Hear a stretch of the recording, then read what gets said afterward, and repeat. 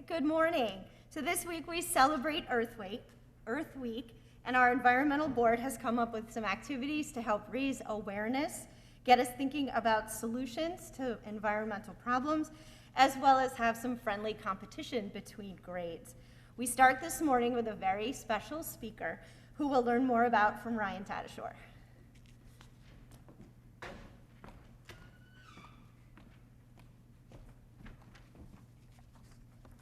As a United States Senator, Chris Coons has worked hard to find bipartisan solutions to the issues facing Delaware, the United States, and the world. Senator Coons believes climate change is one of the greatest challenges facing our nation. He knows that we need to fight climate change in order to respond to the challenges that low-lying states like Delaware are experiencing due to climate impacts. Chris believes the United States needs to act quickly to reduce greenhouse gases in the atmosphere through clean energy and energy efficiency opportunities, as well as through transportation, agriculture, and other actions. He knows how critical climate action is for our youth and wants to prioritize making sure the world they grow up in is well protected. A longtime Newcastle County resident and former Tower Hill student, Chris formed the bipartisan Senate Climate Solutions Caucus and works to address climate change and help make significant progress on climate action with his colleagues in Washington so that we see the benefits here in Delaware and around the world. Please welcome Senator Chris Coons.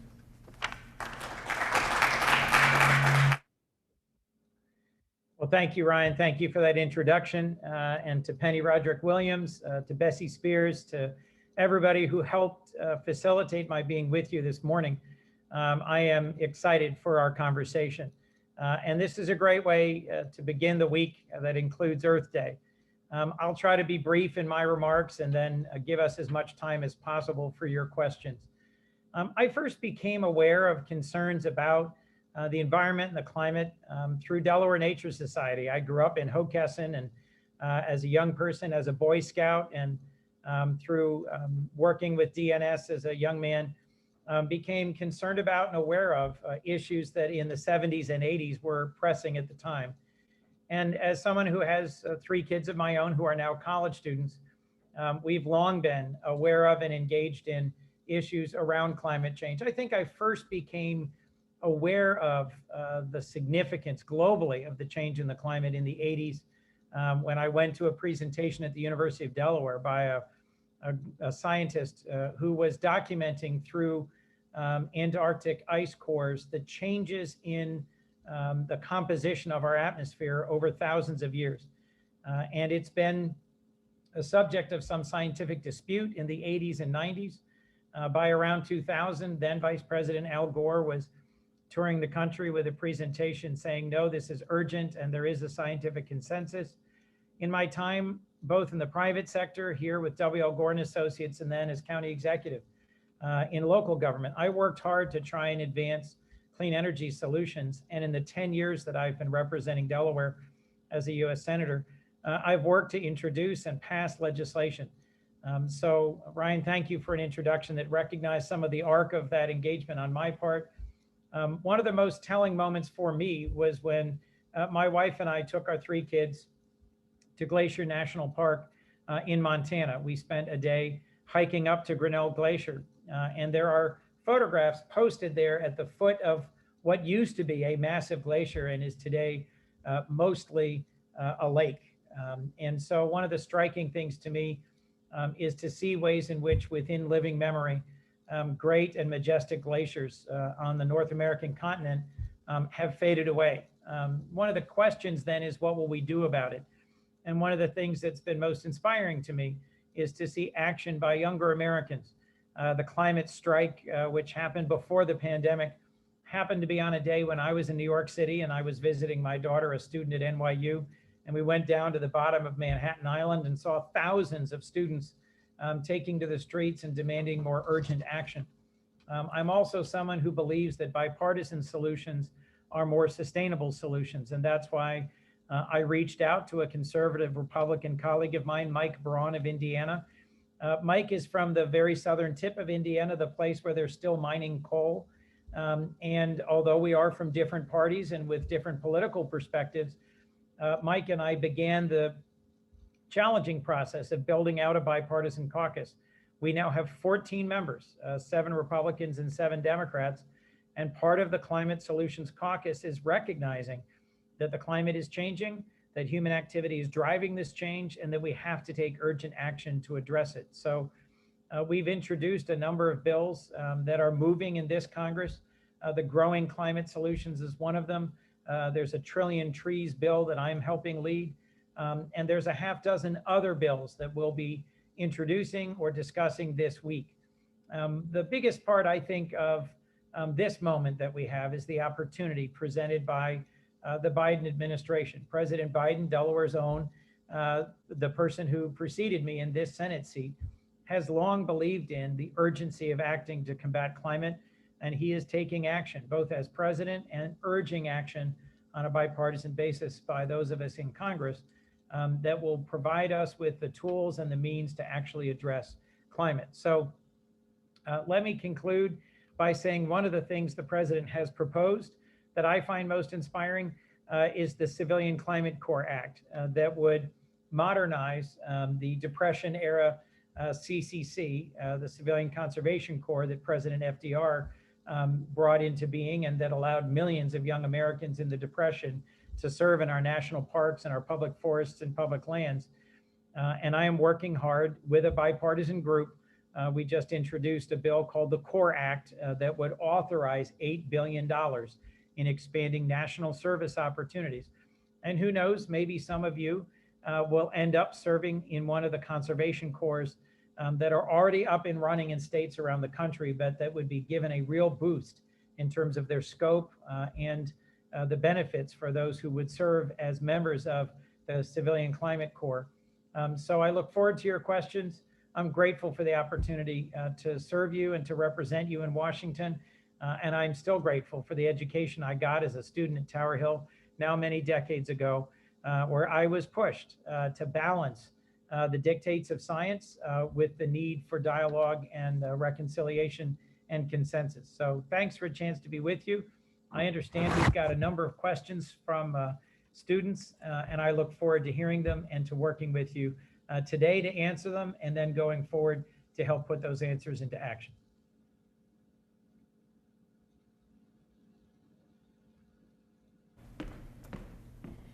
Thank you so much, Senator Coons, for your time. We really appreciate learning more about the work that you've done and some of the ideas that you have for helping climate change. There were a number of questions from my environmental science class. So first I wanted to call Ryan back up to the podium to ask his question. All right, so the first question, has the previous administration caused any setbacks to U.S. climate goals or our actions? Well, Ryan, thanks for the question. You know, one of the challenges is to drive the car looking through the windshield, not the rearview mirror. But since you asked, yes, frankly, that President Trump took us out of the Paris Climate Agreement and reversed a lot of the science that was being done at NOAA. You know, when you look at the weather predictions, we think it might come from, you know, Action News or AccuWeather. Overwhelmingly, the information about the weather is being gathered and disseminated by federally funded means through NOAA, which is a federal agency that launches and maintains satellites and gathers and distributes information about the weather. The previous administration both defunded critical scientific information gathering efforts by NOAA to make sure that we understand what is happening and what the path forward is in climate. They pulled us out of the world's largest climate agreement. And in a number of other ways, they defunded or repealed regulatory or legislative actions or programmatic actions. I think the positive news I'd love to share with you is that despite that, at the state level and the city level, all over the country, some of our largest states like New York and California continued moving towards the Paris climate goals. Some of our largest cities like Los Angeles and New York and Chicago and Houston continued to make progress on their emissions reduction goals. And a whole region of states that we happen to belong to here in Delaware, the whole basically New England and Mid-Atlantic state grouping of a dozen states, continued to make progress in reducing emissions through a regional cap and trade system called RGGI the regional greenhouse gas initiative that's been in place for more than a decade. So we continue to make progress towards our Paris Climate Agreement goals. President Biden has taken us back into the Paris Climate Agreement, and I am looking forward to participating in what's called COP26, or the Conference of Parties that will happen in Glasgow, Scotland this November. I was in Paris for COP21 5 years ago, which was the process that produced the Paris Climate Accords, and I am looking forward to being at the gathering of virtually every nation on Earth in Glasgow in November, where we will recommit to bolder climate objectives for the United States.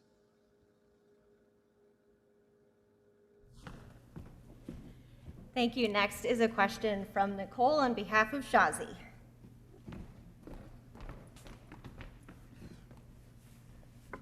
Hi. Are there any plans to use cleaner energy in Delaware, such as the wind turbine in Lewis, to power Dupont or the city of Wilmington? Thank you. Shazi, thank you for that question. Delaware has been at the forefront of taking the regulatory and the legal steps necessary to use more and more renewable energy for quite a bit of time now. Our previous governor, Governor Markell, and his DENREC secretary, Colin O'Mara, started putting in place really robust actions. The General Assembly, under his leadership, adopted a renewable portfolio standard that required that 25% of the state's that 25% of the power generated in the state be renewable by 2025. We're almost at 2025. We made significant progress in terms of shutting down coal-fired power plants in the state and replacing them with very high efficiency natural gas plants, something that NRG and Calpine both moved from coal-fired power plants to gas plants that are very high efficiency. Governor Carney, our current governor, and the current General Assembly modified that renewable portfolio standard and increased it so that now our RPS target is 40% by 2035. And you know, these things get harder to accomplish, but the technology is getting better. The market is getting better. And I think we will meet that target. In fact, we may well exceed it. So there's also been the permitting underway to allow for residential and commercial solar and for solid oxide fuel cells built by Bloom Energy in Newark, Delaware. So I think we've made significant progress. One of the things Delaware was at the forefront of was creating something called the Sustainable Electric Utility, which helped finance the deployment of renewable energy and energy efficiency investments. And the combination of the RPS and the SEU put us on this pathway a number of years ago, and we're continuing to make progress in that direction. The last thing I'll mention that may not be on your radar screen is landfill gas. In Kent and Sussex, there are significant landfills that generate waste methane that is being captured and turned into energy, something that we're also working on here at the largest landfill in the state, in the city of Wilmington.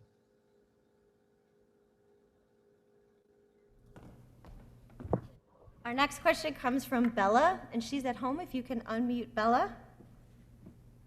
Yeah, okay. So my question is, what new laws or regulations has Delaware put in place to recently help reduce climate change? Thank you, Bella. I think I may have already answered some of that, which is law about the RPS. But, you know, if we're going to make progress in combating climate change, we have to do things at all levels. The city, the county, the state, the federal government, the private sector. One of the striking things that's happened that the Climate Solutions Caucus has been hearing from is that the private sector has made dramatic changes. We hear regularly from CEOs of major global companies. Just this past week, the world's largest cement company called Lafarge, their CEO spoke with us, and the largest manufacturer of diesel engines called Cummins engine from Indiana, both presented to us. Both of those companies have committed to being carbon neutral by 2050 or 2040. And they were asking us to pass a law that would put a price on carbon and strengthen emissions regulations. That's a message we've consistently heard from the CEO of Dupont to the CEO of ExxonMobil. And one of the challenges we've had is getting to consensus in the Senate and the House about what it would mean to our economy to put a price on carbon. That's something I'm working towards. It would be a bold step, but it would allow market mechanisms to help incentivize a switch to carbon neutral technologies. Here in Delaware, which was the focus of your question, I know, I think that big step that that Governor Carney just took towards a higher RPS is a fairly bold step. And being a part of RGGI, something that I don't think is widely understood, has meant that there's been a financial incentive for the state of Delaware and our region to reduce our emissions and to invest more in renewable power. So we've got a couple of different sectors we're trying to move. One is baseload generation. The other is the built environment. The other is industrial. The hardest sector to decarbonize is going to be cement, steel, and sort of heavy industry. That's why the conversation with Cummins Engine and with Lafarge was so important. And then last is transportation. We're seeing a steadily increasing number of Teslas zipping around Wilmington.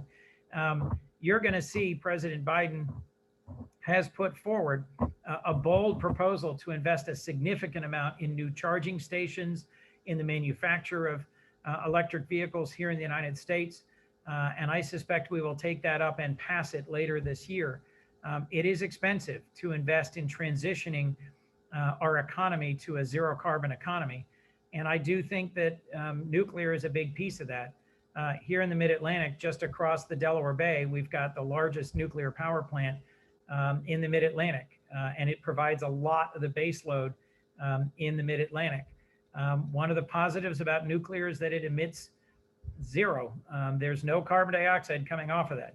One of the challenges is we don't yet have a long-term solution for nuclear waste. And so one of the debates we often have is about what role should nuclear play here in the state of Delaware and nationally. Should it count as part of that renewable portfolio standard? So Olivia, thank you. Excuse me, not Olivia. Bella, thank you for that question. And thank you for your interest. And I'd welcome hearing suggestions and proposals from any of you about how you think we ought to be changing our laws in the state of Delaware and nationally.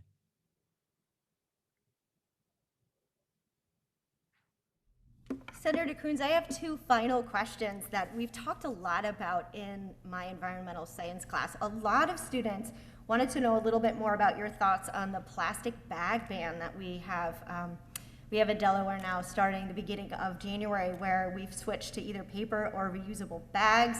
What do you think are some of the pros and cons and how that can contribute to helping climate change? And do you think other states will catch on to this?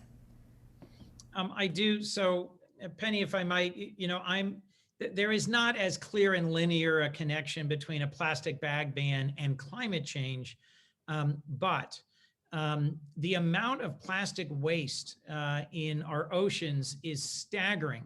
I first noticed this decades ago when I was kayaking with my father 30 miles off the coast of Belize in one of the most remote places I've ever been, on an atoll that's in the middle of nowhere. And there was plastic waste washing up on the beaches of this otherwise pristine area. So I've worked with Senator Whitehouse and Senator Graham and Senator Sullivan. We enacted a bill called the Save Our Seas Act. And at the end of last year, the very end in December, we got $75 million put into a new fund to help both clean up marine debris, overwhelmingly plastic and styrofoam, and to invest in innovative solutions. Some of you may have been following a remarkable young man from Europe who's got this solution to try and put a huge boom out into the Pacific to capture what is a floating garbage patch the size of France. And there's some interesting other solutions that we can and should be pursuing.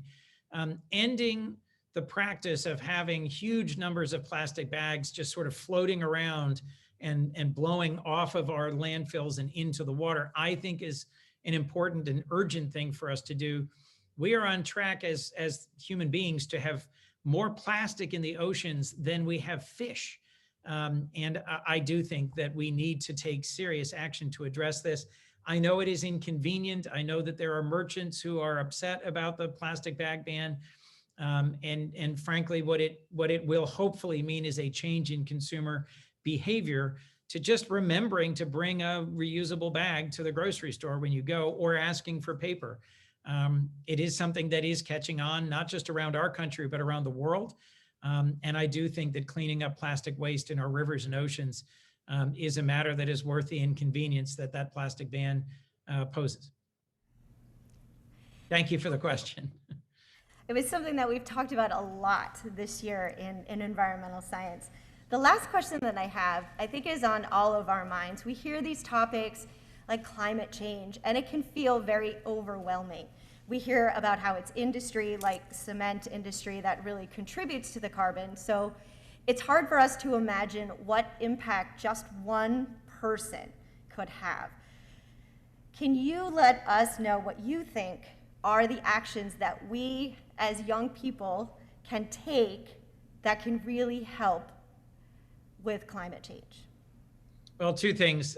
You may have shared the sort of parable of the starfish before, but I always find some encouragement in it. There's a guy walking down the beach, and starfish have washed in with the change in tide, and he's picking them up and tossing them back in so they don't die. And another person encounters him after he's tossed a bunch out, and he says, "What are you doing?" And he says, "Well, as I walk along, I'm tossing the starfish back into the ocean so they don't die." And he says, "But there's hundreds and hundreds of starfish all along this beach dying. Like, what difference do you think it can make?" And he says, "Well, I don't know." And he picks up one and tosses it back in. He says, "But it may have made a difference to that one." And similarly, I'll say it is overwhelming at times to look at the scope and scale of the problem. But just like the COVID-19 pandemic, which is a global challenge, every one of us has things we can do. We can wear a mask, we can wash our hands, we can urge our friends and family to get vaccinated.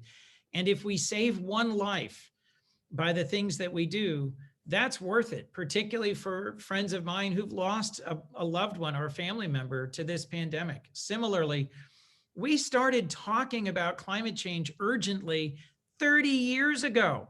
And my generation has failed to take the sort of decisive, transformative efforts we need to.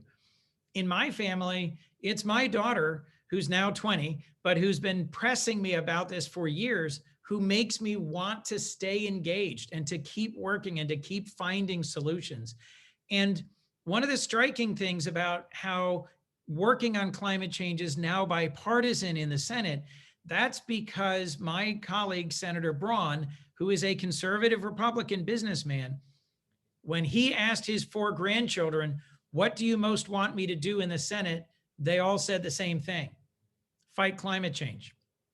You can have a significant impact directly by the things that you do, indirectly by being advocates, and in our community by saying, "You know what? It's worth the cost." Many people my generation or my parents' generation say, "Why should we change anything? I don't want to stop using plastic bags. I don't want to stop driving, a big truck or a big car." You're the generation that's going to pay the price of all this. You're already seeing record hurricanes and forest fires. You're already seeing the sea level rise. And the only thing that motivates people of my age is the reputation and the regard that we have from our kids and our grandkids. That motivates us more than anything else. So frankly, your advocacy with your own families and your own communities matters a lot. And so too does what you do. When I was a kid, I went to the Boston Science Museum and I saw 2 pairs of lungs, one that were healthy and pink and one that were the lungs of someone who smoked cigarettes, and they looked horrible. And I started stealing my dad's cigarettes, taking them away from him, grinding them up and throwing them away. And it bugged he really got annoyed at me for that. And one day he said to me, "What are you doing? Why do you keep doing this?" And I held up a pack of cigarettes and I said, "Why are you poisoning yourself? I love you and I want you to be around." And he quit smoking because of that. You can have an impact by small actions, being the person who says, why are you poisoning our planet? Why do you insist on continuing with emissions that are eventually going to kill our planet? You can change the hearts and minds, even of family members, even of community leaders who don't want to hear it. And the good news, I think, is that here in Delaware, we've got some of the leaders who are making that kind of difference. Chemours is a company that is headquartered, just 2 blocks from where I am right now here in Wilmington. They invented the next generation refrigerants that will replace very bad, very polluting refrigerants. And because of science and because of innovation and because of some of the solutions that companies here are able to deliver, we may be able to solve some problems. I'll close with this. 25 years ago, scientists were talking about something called the hole in the ozone. It was growing rapidly and it was causing huge problems. And we were all going to end up dying of skin cancer because the ozone layer was going to go away. Because of activists and because of scientists, that problem has now been solved. We changed what were the aerosols, the propellants that we were using, and we changed the technology in terms of what we were using for refrigerants and propellants. And the hole in the ozone is gradually closing to a point where something that we thought when I was much younger, we would never solve, we've actually managed to solve. Scientists today are working on plastics that will dissolve in the natural environment, that won't float in the oceans for 1,000 years. And we're working on refrigerants that will be less harmful to the atmosphere. I'd urge you to hold on to 3 things. Hope that we can actually tackle big problems, insistence that we invest in the solutions to do it, and a willingness to speak up, to challenge folks in my generation, to believe that we have a responsibility to your generation to have a healthier environment and a healthier world. Thank you, Senator Coons. Thank you for your time and for your message. It's been our privilege to have you join us this morning. Mr. Thank Senate? you. It's been great being on with you. All right, thank you so much.